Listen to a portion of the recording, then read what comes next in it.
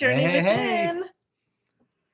Just having a little technical difficulties as usual. I have a love-hate relationship with technology. Yes, always have, always will. We're still the Stone Age from the VHS days, if you know what even that is.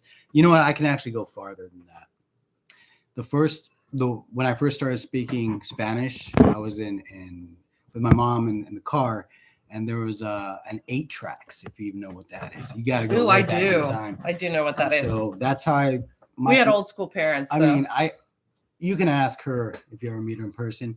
I definitely am tone deaf, but ironically, my first song that I sang was in Spanish. Yes. Rocío Dúrcal. Oh, okay. Yeah, and that's, I'll never forget it. But yeah, that's how I started speaking my first language, Spanish. Okay, so this is the way. This is just a glimpse of, how to keep your relationship light for sure, because just like with technology, where there's a lot of hiccups, so are relationships, and you got to go roll with the punches and keep it light. And you can be random and say random things and deviate for things, but eventually you have your better half reeling you back in. Yes, for sure. So thanks for everybody who's joining with us. If you'd like to comment in the chat, say where you're from. If you have any questions, you're more than welcome, and we can answer those as well. So let's get started. So why even an April Fool's webinar? You may be asking yourselves. Pre-April Fools. Exactly. So why? Because tomorrow is April Fool's. So we love to play pranks on each other. Or on the mother-in-law. True story. I plead the fifth on that one. But yeah, that's pretty funny. So hopefully tomorrow you won't get pranked too badly that you could hurt yourself or your feelings will get hurt. But we decided to have it today because relationships, as you know, serious business. I mean, Some of the latest statistics aren't pretty at all. It's not a laughing matter. The divorce rate has gone down, but we want to know from you all, why do you think it's gone down? Do you think it's because couples are actually getting along? For example, on some of the face groups that we've joined in, specifically, it will remain nameless, but it's pretty surprising what you see, because our job at Journey Within, we want to enable you all to become the best versions of yourselves. Not just for yourselves, but for your partners also in your marriages, your relationships. But some of those posts, it seems that the moderators enable the bad behaviors. So we want to know what could contribute to some of those toxic behaviors. Well, I mean, the first thing that comes to mind of what can be contributed is it's really hard to work on ourselves. Being introspective and digging deep, and those feelings are they're not good feelings. And it's really frustrating. I know in my 20s, I had gone through some, nasty life stuff, divorce, and with a child. Now I was a single parent, and my friends kept telling me, oh, are you hurting? Well, just date. Go out and date. And so I would go out on these dates, and all I would do is complain about my ex-husband and what he did and how horrible he was. And then I remember one date, I mean, he kind of put me in my place, but it was good. He was like, you have a lot of hurt and anger still. And that was like the wake up for me. And I was like, you know what? You're right. I'm not being fair to myself. I'm not being fair to these people I'm dating. Because I'm not healed. So then that took me on my own journey to heal. Took a while. And there were some really, really, really dark moments, because nobody wants to go deep within and find where maybe you have been the cause, right? Because it's so much easier to point the finger at somebody else and blame them. So once that happened, I remember I was at a point that I was like, you know what, if I meet someone, great. And if I don't, great. And then you came in the picture. But it wasn't all sunshine and rainbows. I mean, How many of us have been in those relationships where you tell your friends, of course, I would think that friends, families are probably not the most neutral on the subjects of relationships. You might have heard, oh, he or she's a loser. If you get in an argument, and if you follow us on Journey Within through our YouTube page, we actually commented, we created a video saying that the last people you should probably be telling your dirty laundry, airing your dirty laundry to, is your family and friends, because they're not going to have a clear, objective take on the stance. They're going to say, oh, he or she's a jerk. You need to divorce him. You need to just get rid of him. That the throwaway culture, like if it doesn't work, just throw it like an iPhone. You know, get the latest one, get the upgrade, get the 2.0 version, the better man, the better woman, the better spouse. But we want more and more and more, yet there's this thing called a mirror. Sometimes, I don't know about you, but aside from the wrinkles and, losing a few more hair and growing hair in places where I'd rather not grow. Ew. Yeah, exactly. But for real, aside from looking on the surface, take that introspective look, which you just talked about earlier, and having that deep question saying, am I being the best version of myself today? Because I've heard the old saying, you can't give what you don't have. If you don't love yourself, you really can't show that love to others. And we're not talking about that self-love, like the Instagram. Ooh, look at me. Look at me at the pool. Oh yeah, I'm an influencer. Well, first of all, I'm too old for that garbage. So, and well, a guy in Speedos and that probably a 40-somewhat-year-old guy like me out on the beach is probably not going to be. Please don't show. Yeah, I exactly. Viewer discretion advice. But yeah, you don't want to see any of that stuff. But what you do want to see is, okay, well, maybe you need to work on your temper. Maybe you self-sabotage your relationships. You say that you want the person to be kind to you, respectful, yet you attract a jerk or a mean person. Well, right? To your point also, how many times when we're in an argument, especially women, we're always right. Of course. And so we can't always be right. Being the bigger person and it's not even about who's winning. I think a lot of times the relationship problems, we've seen a lot of couples that we've talked to, it's almost like it's the he said, she said, and I'm right, he's wrong, or vice versa. And the reality is you have to come to a point that you can't, I guess, the saying, you have to be the bigger person. It's not about that. It's about coming to a point of understanding, because a lot of times when we get upset at someone, especially our significant other, it's because something within us has been triggered from our past. I know that's been, a lot of times he'll say something has not, and it's not an undercut comment. It's just something that triggered me because of something in my past, which then I am like, oh, maybe I need to work on that. Right. But again, relationships, the important thing is when you're in an argument, it's coming to an understanding of each other.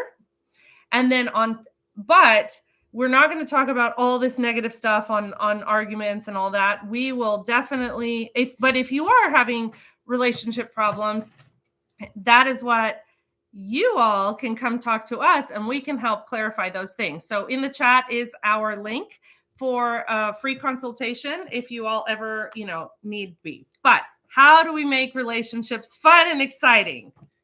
Spontaneity. How many of you have ever gone on a date and think first dates and you talk about the weather and you're like, oh, okay, this is dry. Well, this day and age, it's been years since, I took the days of swiping right. And as fun as that is, you don't really get to know someone. And then if you pay an expensive service for a dating service, like $59, $60. But no, I mean, who wants to do that? So we're a little bit old fashioned. So the way that you want to spice up your relationship is spontaneity. Maybe if you're going on a date, for example, instead of asking the usual questions, what's your favorite color? What's your favorite YouTube channel? You have to eventually ask that. Initially, yes, you have to know them, or doing background searches on them. I know that when you Google someone's name, you have to this day and age. You can never be too careful. Not at the time. No, I trusted you. I'm an expert in body language. Okay. But no, so in all seriousness, you can go to Amazon, you can play probably not Cards of Humanity, or that game Well, that'd make that's it risque. That would make it interesting. But that'd probably be maybe the second date. No, the second date. but no, for sure the first date, you want to first of all be sure of yourself. But before you even get to all that fun stuff, you want to make sure that you are going into dating for the right reasons, right? And what are some of those right reasons to make it fun and spunky? Well, so before that, there's some stats that I found really interesting when I was looking up. So all of us, when we first meet someone, if they, if we like them, if we think they're attractive and we have things in common, then we're like, check mark. Okay, second date, third date. Now we're starting to get into that relationship. And usually between 6 to 24 months is the state of what's called limerence. What's that? What is that? Yeah. Limerence? Limerence is basically the infatuation stage. They can never do wrong. We see no flaws, no faults. That's like you during our arguments. Yeah. Okay. She always admits when she's wrong. Mm-hmm. And so do you. Anyway. So in those first stages of the 6 to 24 months, what's called the puppy the love. puppy love stage. Why do teenagers fall in love? Yeah, I told you I'm just tone deaf. So anyway, so you're in that stage and you don't see anything wrong. And then within the 24 months, so the 2-year mark to the 5-year mark, you start to see the imperfections. You start to see like, oh, that thing when he snorts in the middle of the day that you thought was cute between 6 and 24 months, or that rocky noise, or that louder than you sneeze. Yeah. Mm-hmm. Not me. Anyway, that's no longer cute. And so then I know those are like little habits that are breaking, but there's always bigger habits that start to ask ourselves and question ourselves like, did I make the right choice? Am I with the person? Because these little annoyances are now big annoyances, right? But there's hope. After the 5-year stage, after that, things start to kind of settle down. And then you get this really deep connection. I know there are some things I tell him, like when I met him, I was head over heels and I was in that puppy love stage. So love is blind. Well, I'm just kidding. Initially, no. I remember like I didn't see any of the faults. However, the feeling, and I think this is the problem with a lot of people, we all want that puppy love stage and that excitement and that euphoric feeling. But now it's much deeper. So the question is, how do we keep that spark, that euphoric feeling once the relationship has kind of settled and you've seen the imperfections and you still put up with them? So we have some ideas. Like humor, because obviously life gets serious. It's the jobs, the kids, taking out the dogs, doing all the household chores. That is probably not the most exciting. So some of the ideas is just to be able to poke fun of each other. Oftentimes, if you don't work on yourself, though, and if you're sensitive, like a highly emotional, sensitive person, a lot of things that might be said to you, they may trigger you. But then in communicating, you can ask, well, what did you mean by that? Because when you said that my nose hairs are getting too long, were you saying that because you were attacking me, or was it because you're looking out for me? You see the difference between an attack, like boom, like, oh, okay. So I'm going to get in an argument and I'm going to go for the least common denominator. I'm going to make sure that I win this argument, but you have to make sure that if that's your MO, if that's your go-to, just to hurt as opposed to want to build each other up, then you have to reevaluate yourself. If that's what you were used to, because a lot of the behaviors that follow us in our relationships, be it marriage or even our associates, it's from learned behaviors that we picked up growing up. Mm-hmm. So to speak to your point about being fun is that we have to ask ourselves, okay, she's just kidding. We're poking fun of each other. We'll take little jabs like that. We'll annoy each other. But yeah, there are times also where it's okay to have that alone time.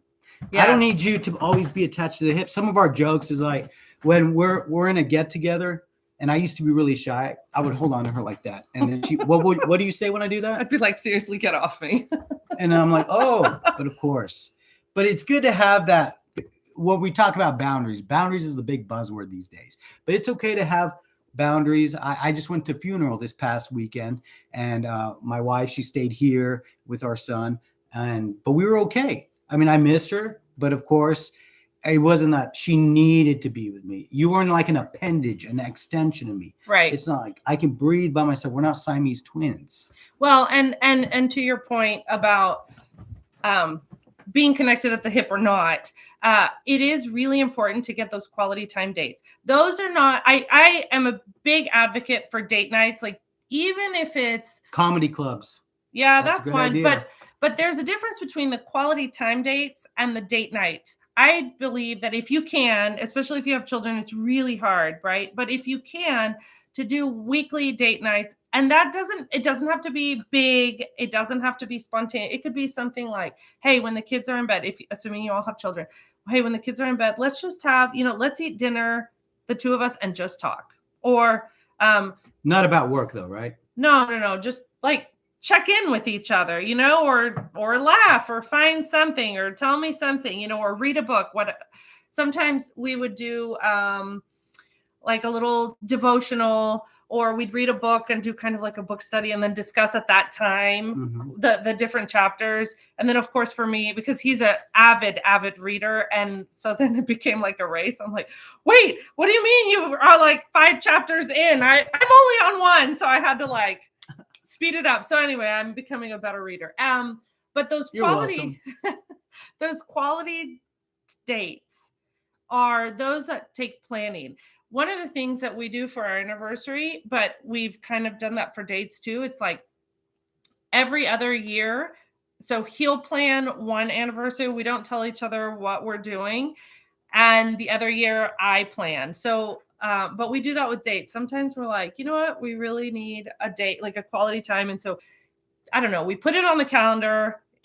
It gives us about a month, to not only to plan, but to find a babysitter and all that stuff, right? Because grandma. Yes, hopefully, but so anyway, so those really quality time dates. Quality, not quantity so much. Just make it more meaningful. What you don't want to do is make it a checklist. Like, oh, great, we're gonna have time to be intimate tonight. Okay, checklist. Even some of the expert couples who have been married 50 years, the common theme is they say date each other. In marriage, make a priority to date each other, because when you have the empty nest, the kids are gone. Not soon enough. Wait, yeah, for real. I said that. Okay. Anyway, when that time comes and you look at each other, 18, or in some cases maybe these days 30 years, when the kids are still living with you, you're like, who are you? And so keeping everything spontaneous truly is the spice of life, we believe. And not only with that, but she said I was a voracious reader. Yes. And just a little side note, I thought I was pretty cool, and because I'm a bookworm, a book nerd, a bibliophile. Good reads challenge every year. So I had a challenge. I read almost 50 books last year. Well, at a networking event yesterday, I found a gentleman whose wife read 400 books and homeschooled her, 6 children? No, 2, 3, 1 on the way. Right. So it's like having 6 children. So that pretty much talk about eating some humble pie there, because that was impressive. 400 books, even though they were probably chapter books or little kid books, it's still 400 books. But the other thing that we recommend is sometimes in life you just want to unwind and take your unwind and watch like wine and watch like trash TV. And what are some of the shows? Oh my gosh, you like to watch? I love trash. I call it brainless TV. I don't force him to watch it, but it's really funny because he's supposedly by reading. proxy. And they say that men can't multitask. I can read and listen. Yeah. So I'm not gonna get into all the. I don't watch that much trash TV, but I do like that much. I do like brainless TV. We have stressful days. Yeah. Nobody wants to now have this stressful show. Anyway, Okay, I don't know about you all, but I personally, or us personally, do not like Valentine's Day No, at all. no. Sorry, we have the dog, right? The other kid. the better one. Oh. I'm just kidding. So anyway, Valentine's Day is such an overrated day. Why? Because we feel that we shouldn't have to wait for that one day a year to tell each other we love each other. And not always verbally. I don't know if you all have heard of the 5 love languages. All of us have a language. If you have not heard of it, you can go. It's Gary Chapman, 5 love languages. Mm-hmm. I think it's 5lovelanguages.com. Books, tests, quizzes, all that. They have the quizzes, yeah. and they'll say like, what's your love language? And there's 5. Mine is quality time and acts of service, and his is words of affirmation. So what does that mean? Well, we usually lead with the one that is the strongest, the dominant one. So yeah. I always have to remind myself, like, okay, I know he enjoys the time, but he would enjoy like either a card, handwritten card, or something where I am affirming him verbally. And with him spending time with me, that keeps my love tank full. Right. Exactly. So everyone has a different love language. And so keeping that in mind, that's one thing. And all of us are a blend of those love languages, like quality time, gifts. Who doesn't like to get a good gift even there now and then? Spa, rings, diamonds, and all Mine's that more stuff. jewelry. Jewelry, right. But yeah, I mean, we're all a blend of those. It's just the whole premise of the love language is that you resonate the one that is most dominant with your temperament. Who you are on the inside, who God made you to be. Yeah. And I think at the end of the day, the most important thing that we all tend to forget, when we met, we were 2 individuals with 2 separate lives. And now we're coming together and joining forces. And a lot of people are afraid of losing themselves when they get married. But some do. Some do lose themselves, but the reality is we shouldn't. We are 2 individuals, and the way I like to see it is we're a team. There is no I in team, and it's about being in sync and being able to communicate. At the end of the day, the bottom line is communication. It really is. Even when you're angry at them. Even when you're angry. And remember that nonverbal communication is 90% communication. I mean, how many of you who are in relationships know your partner so well that you know exactly practically how their mood is just based on how they look? They may not say it. It's called the nonverbal. But you just feel it. Isn't that an annoyance too? It's a double-edged sword, because the things that most attract you about your partner are ultimately the things that annoy you the least or the most. Like, for example, she's very intuitive, and as a man, I don't want to share my thoughts all the time and give my thoughts away or be vulnerable. Sometimes I just want to wallow within my own self. Your own misery? Well, not even that. It's just I want to fix things. I'm a problem solver. That's just who I am. And so I want to keep stuff to myself. But when she says, "What's wrong?" I'm like, really? Okay. But yeah, eventually I know she means well, as annoying as that is, because you will get on each other's nerves, right? I'm sure you have plenty of stories to tell, but we want to hear from you. Well, hello from, I don't want to butcher your name. New Jersey. But all the way, Miriam? I'm going to say Miriam, and I really don't want to butcher your name, but thank you for joining us and taking the time to be with us today. Weather's better right now in New Jersey. That's one of the reasons why we were in Vermont, New Hampshire. That's another thing, traveling. Travel as much as you can. Share those experiences. Yeah, and talk to the locals. And be comfortable in your own skin. We have found, by talking to the locals, we have some stories. It's amazing when you get out of your own little bubble, that you just get to reach out and talk to people.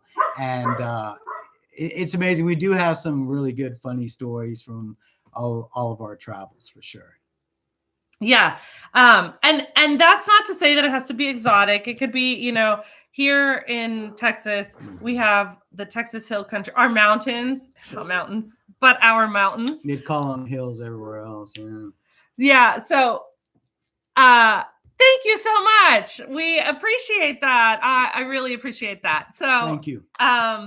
Yeah. So even if it's just a little weekend getaway, even if it's like a staycation where you just pick a hotel and or Airbnb. yeah, something like that. Even if it's within the We're city. doing a lot of promotion today. I think we need royalties here. Yeah, Airbnb needs to contact us now.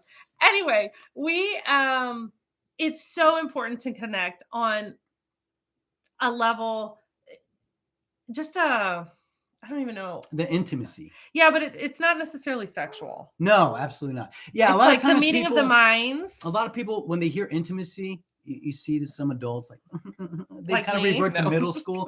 I mean, I once commented on social media saying that when really adults are just kids trapped in grown-up bodies, because if you bring a lot of that stuff with you, you bring your temperament. And then one of my favorite quotes from Walt Disney. There I go with promotion again. We need a free Disney. We do, for real. So Disney, that's too expensive. Yeah, anyway, it is. He said he's known as saying that you can never find the kid in the adult, but you can find. I'm sorry, I have it the other way around. You can never find the adult in the kid, but the kid in the adult. There you go. So yeah, you see. I have to correct him all the time. And go figure. Yeah, go figure. On a side note, talking about birthdays, we're kind of scatterbrained. Sorry, this morning I haven't had enough cup of coffee.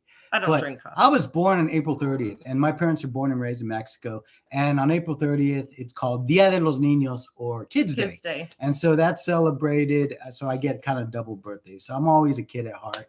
you just really, I mean, sense of humor is a great coping mechanism. Yeah, for me, what attracted me to him, well, we studied the same thing. That was like the hook. But anyway, but he always keeps me laughing. And that, I know for our marriage, is so important. I didn't think I needed that in a marriage, honestly. And then we got married and I was like, oh my gosh, I love the fact that he's going to keep me, even when I'm like old and blind and deaf, he's going to still keep me laughing. So, as long as you have good inheritance on your side, we're good. I'm just kidding. Anyway, so the whole, we are here to, we love to poke fun at each other, if you haven't figured that part out yet, because life is too short. Well, we have a motto: life's too short, and the rest of life is so serious. You cannot take everything so seriously. But I also understand that marriage is tough. And if you're in those moments that you're like, did I make the wrong choice? Right. And sometimes sometimes we do. There is hope. I am here to say that you can get back on track. Everyone goes through these lulls where you don't necessarily question yourself, like, did I make the right choice? But you're just like, man, we were on such a high and now we're at this lull. And so finding those moments of reconnection, finding those moments of humor help that. But if you're in a lull and you cannot get past it, because at the end of the day, it boils down to lack of communication or a misunderstanding, that is where we come in. Exactly. And we're here to help. And we help. I have personal friends, and I'll be honest with you. You will always get real, raw, unedited with us, within reason, of course. But I've gone on retreats, men's retreats, and before I was married, every married man in the room, they were relieved to get away for the weekend from the wife, the kids. And I get it. I mean, we as men, we typically love those things like hunting, fishing, even though I really don't care much for the hunting part. But we like to get away. We like to be with other men. We like that camaraderie. And ladies, I'd imagine you all too. But every man in that room, it seemed they were just so leery. Like they hated. It almost seemed like they just want to say, we hate our marriage. And then all you have to do is look at the statistics. And sure enough, even though they haven't gone down, but it's very telling, just looking at the numbers, that many couples do break up after a while. And I've known couples within my own family who were married 20 years, and then the husband decides to file for divorce and he goes off with somebody else. And so it's just, again, that communication, that novelty, Mhm. just being able to be spontaneous. Even if your personality is type A, where everything has to be by the book, there are no rules, there are no deviations. You have to make sure that your partner understands that from the get-go. Is he or she going to be able to work with that? Can you truly be okay? Or let's say military families. Are you going to be okay if your spouse has to go on assignment 6 months, 3 times out of the year, 9 months? Those are things that we help you all with when you come journey within us. We talk about your value system. And what's unique about us is we meet collectively, both of us, with both the spouse and the wife, and then we give them the choice, all right? Because we value your time and your investment in us. So usually I'll ask the male half if he wants to speak just individually with me, or the female half will speak to Rosanna, and we go from there. Or some cases it's just the way we're doing right now, and we'll talk about what matters to you. We pinpoint the causes, the root causes of your pain points, and how to get over those humps. Yeah, we definitely tailor every relationship to what Uniquely. because we've also had some couples that they're like, the man's like, you know what, I want to get a woman's perspective, and so then I talk to them, and you talk to the female. But we also, not just about problems, we also help spice things up, right? Oh yeah. The first thing is get rid of the kids. Webinar without talking about some spiciness. Well, we're also in Texas, so we have a lot of Texas, a lot of heat, and a lot of salsa. A lot of heat. They say everything's big in Texas. Well, talking about the heat, talking about everything's big here, the steaks, the salsa. Or if you're vegetarian, I'm sure the veggies are there. We have great pecan pies here too. They're huge. And barbecue. Yes. Anyway, you got to spice up foodies. your life. We are.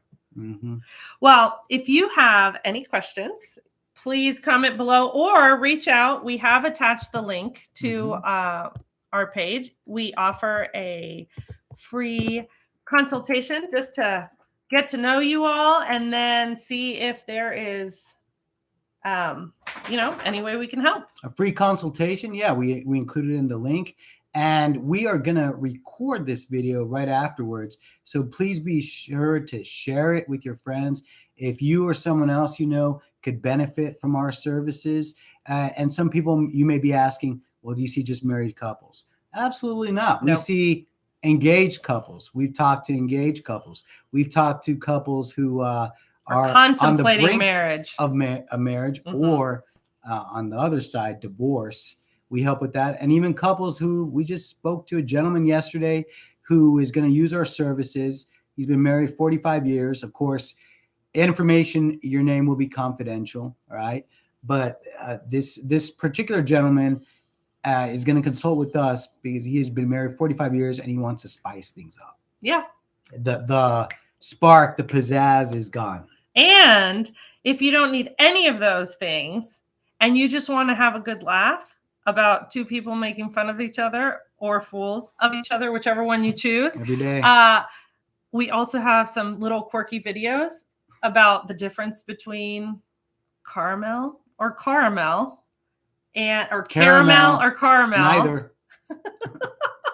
or things like that. So you can definitely look us on the YouTube channel, like and subscribe. And if you have any questions, we look forward to seeing you soon. But I do have one question for Miriam. So in New Jersey, sorry for being Jersey. Sorry for being stereotypical. We probably butchered that. Do you say Coke, soda, or pop, or neither? Because that's going to be our next video. We're going to have the debate on geographically what How do you call say? Soda? The things that you say, not just soda, but what are some other things? That's a good one. Well, we'll do a series on that. Definitely. But this series is going to be on soda drinking. And what we call it, because Texas has its own way. So yeah, stay tuned. The Texas way for sure. All right. Well, thank you so much for joining us. And we're from soda, but she's from. Okay, I say soda because I'm from. Okay, Brooklyn. so the north says soda. Okay. All right. Texas says Coke. And what kind? Hold on. As long as you don't say pop. Soda pop, isn't that the Midwest? I think that's more Midwest. but me, every time somebody talk about cringeworthy. I just like you've just cut out everybody from Wisconsin. I'm sorry. Oh, good enough. Hey, but you all have some awesome Kringle from Yes. Racine, Wisconsin. I don't have a big sweet tooth. Oh, I am. Yeah. More Like, so I than me. could eat I'm the more whole thing. salty. See, we balance each other out. I'm the salty, sweet one and the she's spicy, sweet. and he's just salty. But looks are deceiving. But You're so funny. I know, what can I say? So I'm just kidding, sweetheart. Yeah, you're okay. But In the doghouse tonight. No. Uh-oh. No. No, but in all seriousness, yeah, it's just some words, obviously, just yeah. Well, stay tuned to see where in the world or in the United States soda is said. So Mm-hmm. thanks for tuning in, everybody. I know your time is valuable. Sorry for interjecting. Of But course. thank you for tuning in with us. And ladies finish last today. And we will Just today. see you soon. Take care. Thanks for joining us. Bye.